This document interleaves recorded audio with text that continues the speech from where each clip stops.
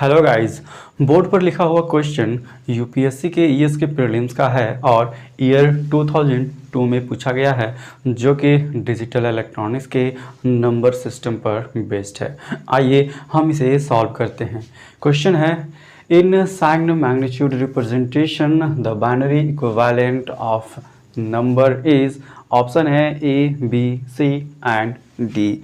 साथ में हमें क्वेश्चन में एक हिंट भी दिया गया है कि the bit before comma represents the sign, यानी कि जो ऑप्शन में कॉमा के पहले का बिट है वो साइन को रिप्रेजेंट कर रहा है। क्वेश्चन हमें दे रहा है एक नंबर 22.5625 एंड क्वेश्चन ने हमसे मांगा है दो चीज़। पहला कि हम इस डेसिमल नंबर को बाइनरी में कन्वर्ट करें एंड साथ में हमें इसका साइन मैग्नीट्यूड रिप्रेजेंटेशन भी मांगा है। तो इसके लिए हमें डेसिमल टू बाइनरी कन्वर्जन और साइन मैग्नीट्यूड रिप्रेजेंटेशन आना चाहिए। डेसिमल टू बाइनरी कन्वर्जन में हम जानते हैं कि एक नंबर में दो पार्ट हो सकते हैं। पॉइंट के पहले वाले पार्ट को हम इंटीजर कहते हैं और पॉइंट के बाद वाले पार्ट को फ्रैक्शनल कहते हैं। जब हम डेसिमल वैल्यू को बाइनरी में रिप्रेजेंट करते हैं तब इंटीजर पार्ट के डेसिमल वैल्यू को बाइनरी में रिप्रेजेंट करने के लिए उसे 2 से डिवाइड करते हैं और फ्रैक्शनल पार्ट के डेसिमल वैल्यू को बाइनरी में रिप्रेजेंट करने के लिए उसे 2 से मल्टीप्लाई करते हैं। हम जानते हैं कि किसी भी नंबर को 2 से डिवाइड करने पर उसका रिमाइंडर या फिर शेष या तो 1 आता है या फिर 0 आता है, और 0 और 1 हमेशा बाइनरी वैल्यू को रिप्रेजेंट करते हैं।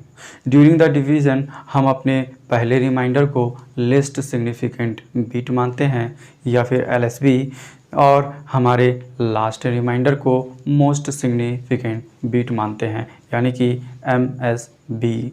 और हम जानते हैं कि एक नंबर का सबसे पहला बिट एमएसबी होता है और एक नंबर का सबसे लास्ट का बिट एलएसबी होता है। तो डिवीज़न में जो हमारा रिमाइंडर पहला होगा उसे हम एलएसबी कहेंगे और लास्ट वाले को एमएसबी कहेंगे, यानी कि लास्ट एमएसबी हमारा पहला बिट बनेगा और शुरू का एलएसबी हमारा अंतिम बिट बनेगा। हम इसे और अधिक जानेंगे क्वेश्चन को सॉल्व करने के समय में।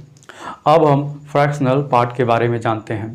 फ्रैक्शनल पार्ट का डेसिमल वैल्यू को जब हम बाइनरी में रिप्रेजेंट करेंगे तो उसे हमें 2 से मल्टीप्लाई करना होगा, और हम जानते हैं कि किसी भी नंबर को 2 से मल्टीप्लाई करने के बाद वह नंबर डबल हो जाता है। तो यहाँ पर हमारा फ्रैक्शनल पार्ट पॉइंट के बाद वाला डेसिमल वैल्यू होता है, जिसे अगर हम 2 से मल्टीप्लाई करते हैं तो ये हो सकता है कि हमारा जो पॉइंट के बाद का वैल्यू है वो पॉइंट के पहले की ओर शिफ्ट हो सकता है, यानी कि फ्रैक्शनल टू इंटीजर की ओर शिफ्ट हो सकता है।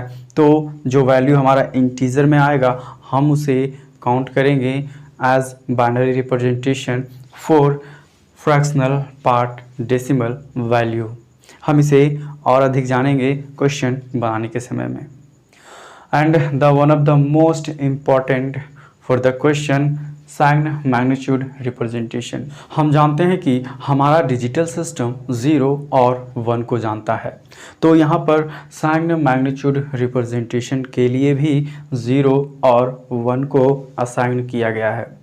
पॉजिटिव नंबर के लिए 0 को असाइन किया गया है और नेगेटिव नंबर के लिए 1 को असाइन किया गया है। फॉर एग्ज़ाम्पल, अगर आपसे कोई कहे कि यह 3 नहीं 1 है तो आप कह सकते हैं हाँ ये 1 हो सकता है, but with sign magnitude representation इसे हम -1 कह सकते हैं। और अगर कोई कहे कि यह 7 नहीं 3 है तो आप कह सकते हैं कि यह विथ साइन मैग्नीट्यूड रिप्रेजेंटेशन -3 है। और 0 1 को हम +1 कह सकते हैं और 0 1 1 को +3 कह सकते हैं, क्योंकि 0 पॉजिटिव को रिप्रेजेंट कर रहा है। हम अपने क्वेश्चन के आधे ऑप्शंस को यहीं से एलिमिनेट कर सकते हैं। आइए हम जानते हैं कैसे। हमारा गिवन नंबर है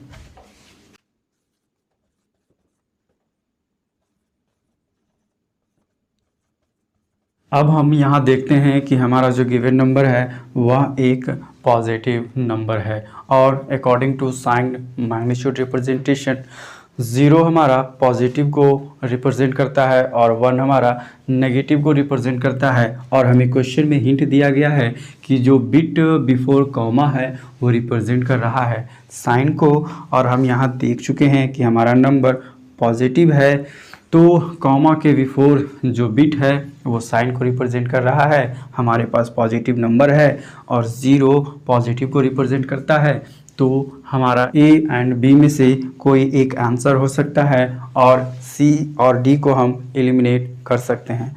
आइए अब हम इसे सॉल्व करते हैं। हम जानते हैं कि पॉइंट के पहले वाले पार्ट को हम इंटीजर कहते हैं और पॉइंट के बाद वाले पार्ट को फ्रैक्शनल कहते हैं। For decimal to binary conversion हम अपने इंटीजर पार्ट को 2 से डिवाइड करते हैं और फ्रैक्शनल पार्ट को 2 से मल्टीप्लाई करते हैं। तो हम इंटीजर पार्ट पे काम करते हैं। इंटीजर पार्ट में हमारा वैल्यू है 22, हम इसे 2 से डिवाइड करेंगे। हमारा 22 2 से 11 टाइम में जाएगा तो यहाँ हम 11 लिखेंगे और हमारा इसके लिए जो रिमाइंडर बचेगा, जो शेष बचेगा वो 0 होगा। और हमने कहा था कि जो हमारा पहला रिमाइंडर होता है उसे हम LSB कहते हैं।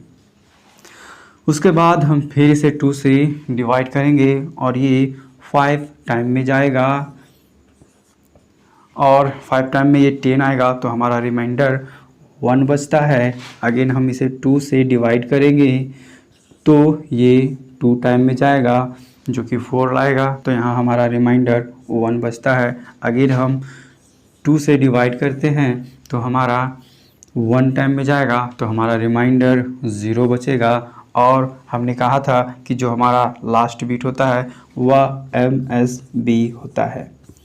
अब हम जानते हैं कि जो हमारा MSB बीट होता है वो हमारा सबसे पहला बीट होता है और जो LSB बीट होता है वो हमारा सबसे लास्ट का बीट होता है। तो हम इसे ऐसे लिख सकते हैं इस डायरेक्शन में।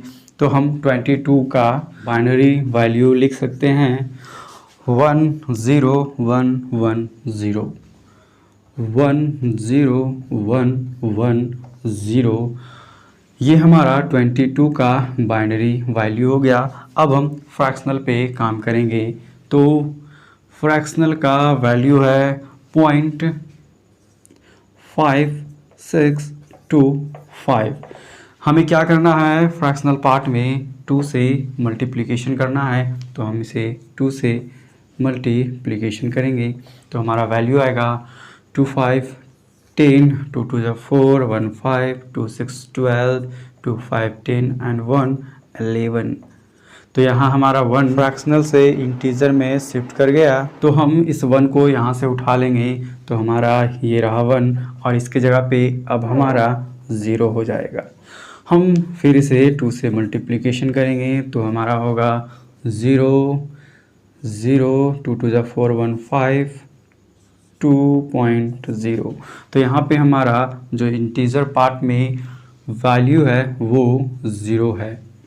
अगेन हम इसे 2 से मल्टीप्लाई करेंगे तो हमारा होगा 0 0 2 × 5 0 2 2 4 एंड 1 5। तो हमारा फिर से इंटीजर का वैल्यू है 0।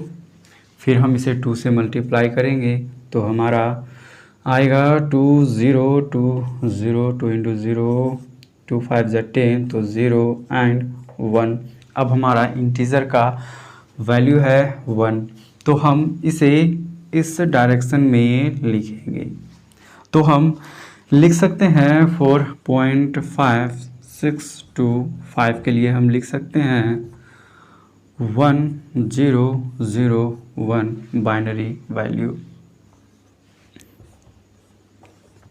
अब हम इसे इस फॉर्मेट में बिठाते हैं तो हमारा 22.5625 का बाइनरी रिप्रेजेंटेशन हो जाएगा 1010.1001 और और साथ में हमें कहा गया कि बिट बिफोर कॉमा रिप्रेजेंट करेगा साइन को, तो हम साइन के लिए भी बिट को असाइन कराएंगे।